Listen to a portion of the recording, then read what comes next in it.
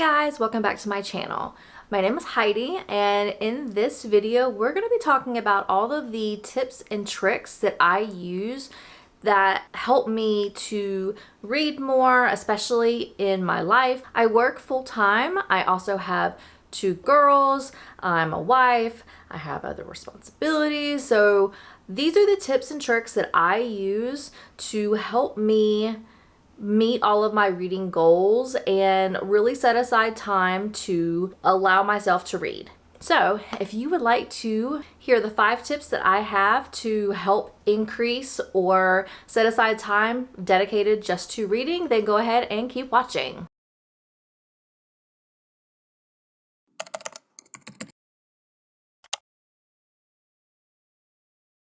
The first tip that I have is every morning I have a Hobonichi that I update with all of my work schedule, my appointments, and I kind of look at that to gauge how busy my day is going to be.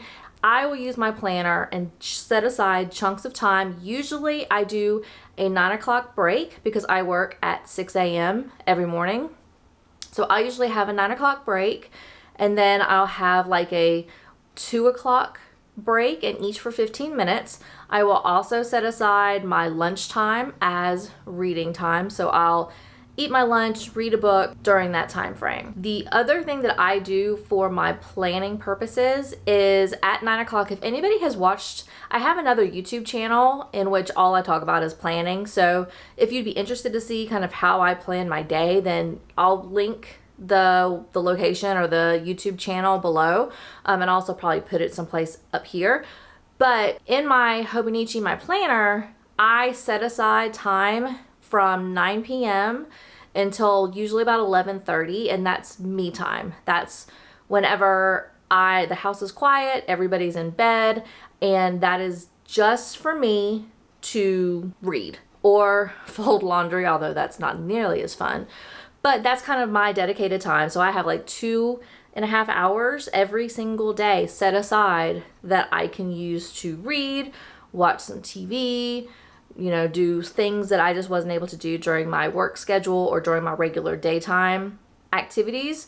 And so that's what I use to set aside for typically reading. And that's really helped me to meet all of my goals. So far, I have read 38 books. This year, my goal is to read 72 books. So using this process for setting aside time to read that's dedicated just to reading, I've been able to read about 6 to 9 books every month, depending on the length of the book, just using the scheduling of reading time. So the second tip that I have is to have different reading mediums. So I have behind me physical copies of all of my books. I also have Kindle, so I have Kindle Unlimited, so I can download electronic or digital books onto my Kindle, and I have that option to read. I also have contacted my local library, and they have Libby and Hoopla available, and that's another source that you could get digital books downloaded to your Kindle or whatever tablet or whatever you're using electronically. But they also have the option of audiobooks.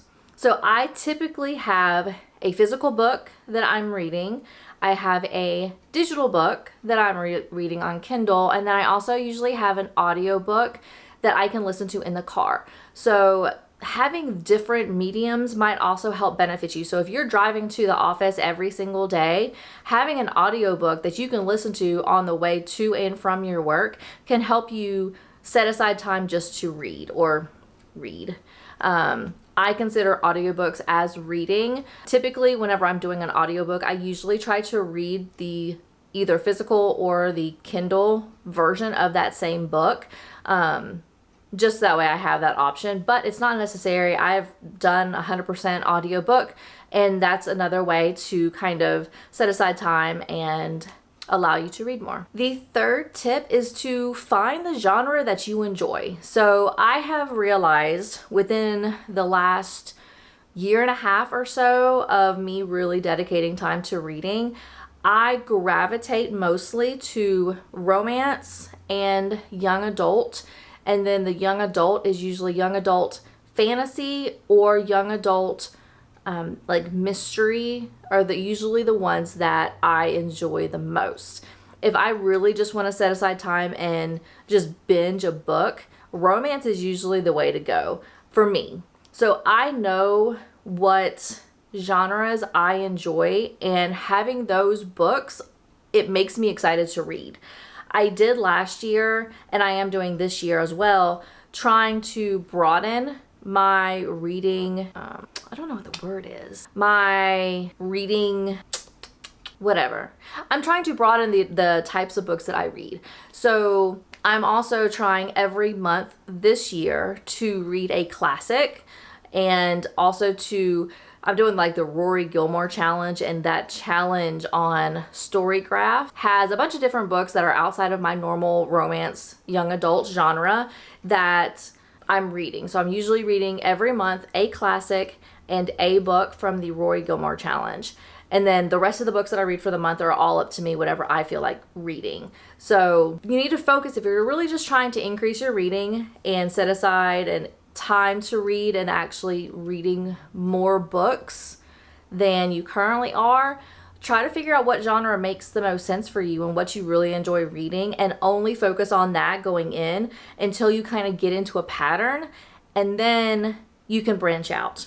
You don't really want to jump into reading a book that was going to put you in a slump because you just aren't enjoying it and you just are drained reading. You don't want that. So find something that you enjoy and go forward with that genre. And then once you get that pattern and that enjoyment, then at that point you can try to find something different. The fourth tip that I have kind of goes back to the second tip.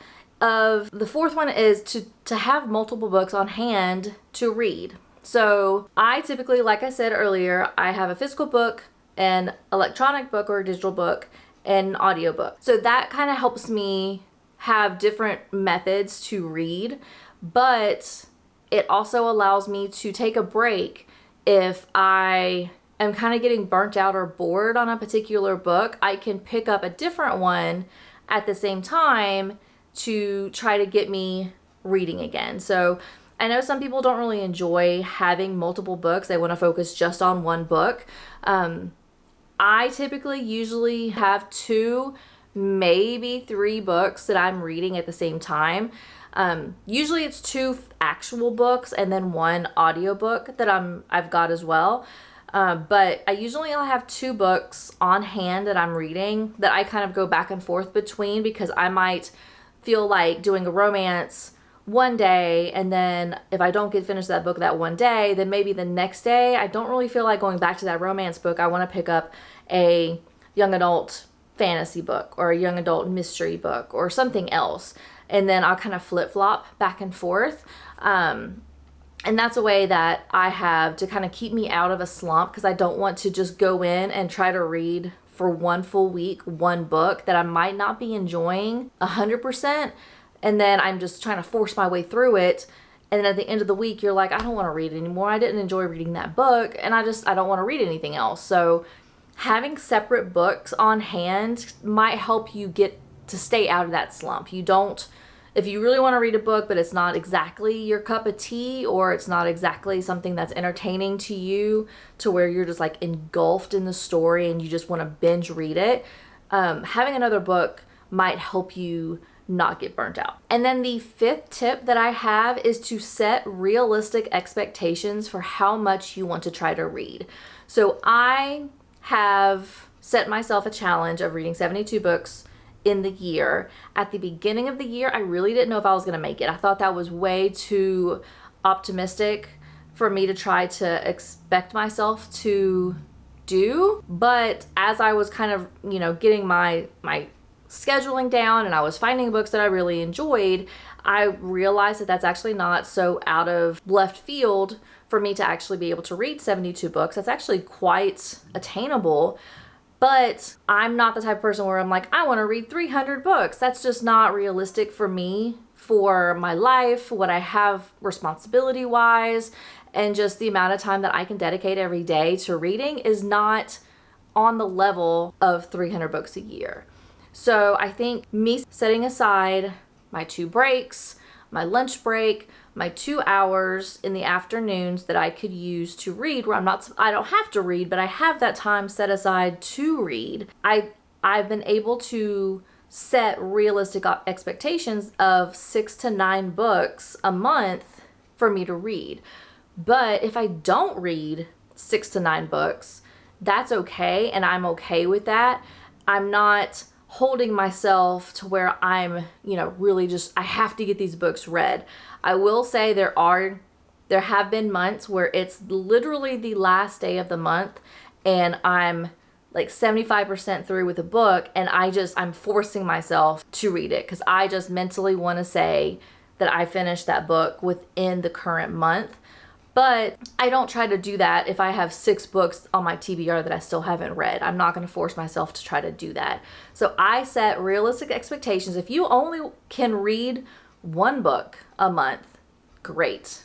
If you're just so busy, if you work 12-hour days, 7 days a week and have other things going on, then, just try to set aside some time to read a book, and maybe you don't even finish that book. That's okay. You need to find realistic expectations for what you think you'll be able to do. Set realistic expectations and you'll be good. You don't just read. Like, that's all you need to do.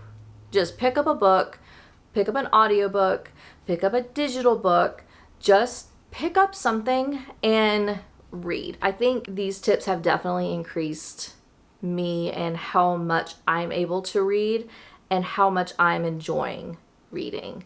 So if you have any tips for how you're reading more, or if you kind of are doing something that's really helped out you in reading, then drop a comment down below and let me know what you're doing, so that way I might do the same. I might try to incorporate that into my daily process as well. Thank you so much for watching. Please make sure you like and subscribe. This is a brand new channel. I would love to start talking to people and talking about books and what you're doing, and I can't wait for people to start subscribing so I can be part of this booktube community. And so I'm really excited. So please make sure you like and subscribe, and I will see you in my next video. Bye.